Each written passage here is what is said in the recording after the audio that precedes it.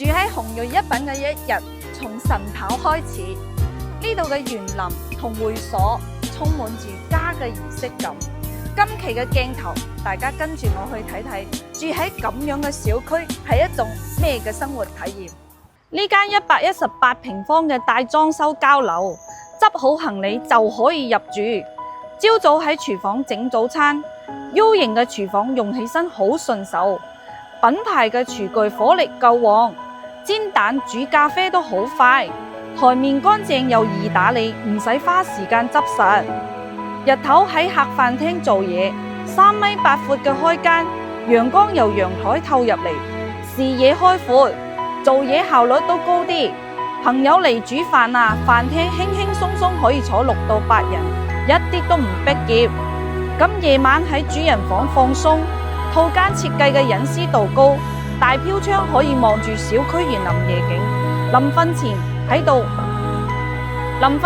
靠喺度挨住睇下書，一日嘅疲勞都散晒。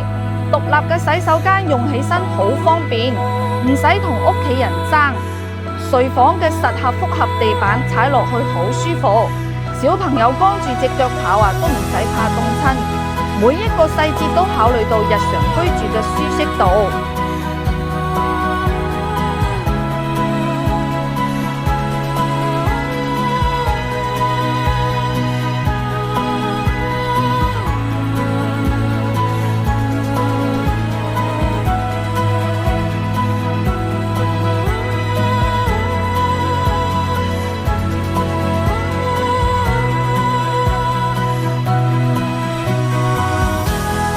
小區嘅新亞洲園林唔單止好睇，仲好適合帶小朋友。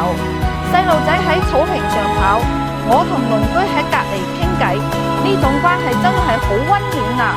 而且仲攞過中山嘅地產景觀設計優秀獎，確實係名不虛傳啊！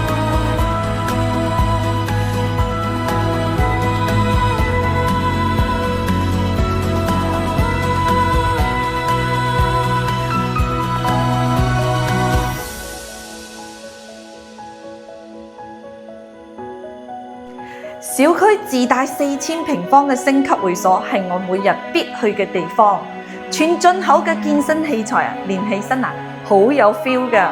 咁恆溫嘅泳池啊，1年4季都可以游水，咁自然瑜伽房呢就可以令到我嘅身心非常之 relax。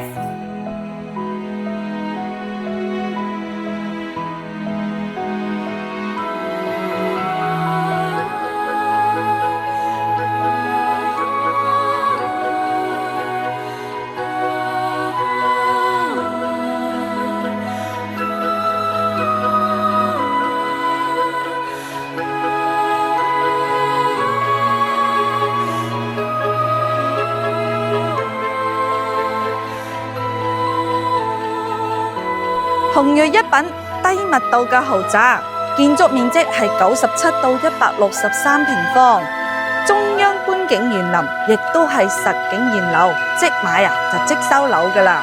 咁交通呢，距離深中通道就1.2公里，3軌交匯，交通啊實在係超方便啦。